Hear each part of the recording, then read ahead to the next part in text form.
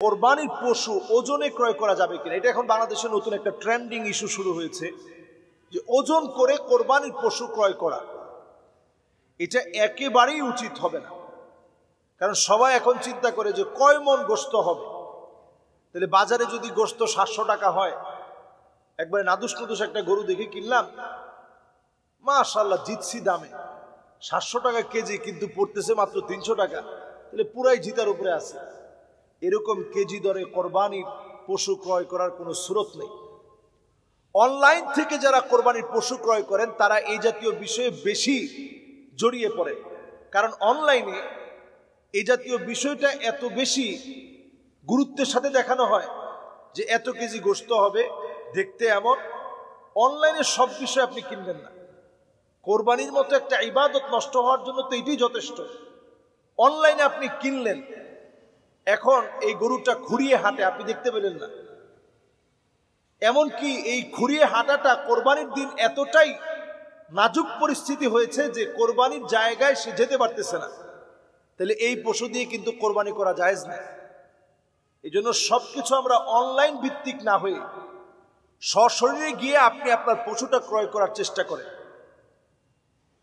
এবং এই ক্ষেত্রে আমরা এই যে বিষয়গুলোতে বিড়ম্বনায় পড়ি যে এত কেজি হবে, তাইলে দাম এরকম, বাস খুব জিতে গেলাম, এই সিস্টেম কোরবানির ক্ষেত্রে একেবারেই নেই।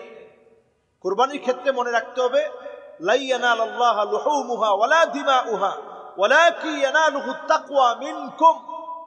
কোনটাই কিন্তু আল্লাহর কাছে পৌঁছায় না, শুধু পৌঁছায় আমার আপনার তাকওয়াটা। ইব্রাহিম আলাইহিস সালাম স্বীয় সন্তানের গলার মধ্যে ছুরি চালাইতেও দ্বিধাবোধ করেন নাই, সন্তানও কান্নাকাটি করে নাই। ছুরির নিচে সন্তান বলতেছিল, ইয়া আবা তিফআল মা তু'মার সাতাজিদুনি ইনশাআল্লাহু মিনাস সাবিরিন। আপনি ছুরি চালায় দেন, আমাকে ধৈর্যশীলদের কাতারে আপনি পাবেন। তো এটা বড় একটা পাওনা, বড় একটা পাওয়ার বিষয়। এই পাওয়ার জায়গায় যেন আমরা হারিয়ে না ফেলি, এবং এই কোরবানিকে যেন কোনোভাবে আমার ছোটখাটো বিষয় দিয়ে নষ্ট করে না ফেলি। সুন্দর পশুটা ক্রয় করব, যেটার কান ফাটা হবে না, শিং ভাঙা হবে না, যেটার দাঁতটা একেবারে বয়সপুক্ত হয়েছে, এটা দেখে আমরা ক্রয় করব। বেছে গিয়ে নিজে দেখে কি ক্রয় করব। অনেক সময় আপনি এনে দেখলেন যে দাঁতটা পুরা হয় না, সবাই কিন্তু দাঁত দেখলে বুঝে না। গরুর বয়স পূর্ণ হলে মুসিন্না, বয়স যখন পূর্ণ হয় তখন 2 বছরের গরুর দাঁতটা একরকম হয়, 5 বছরের উটটা একরকম হয়, মহিষটা বয়স পূর্ণ হলে একরকম হয়, ছাগলটা দেখতে যদি নাদুস নাদুস মনে হয় 1 বছর পূর্ণ হয়েছে, এটা দেখলেই যারা স্পেশালিস্ট আছে তারা দেখলেই বুঝে ফেলে। এজন্য আপনি গরু ক্রয়ের সময় বয়সটাকে নির্ধারণ করে গরু ক্রয় করতে হবে।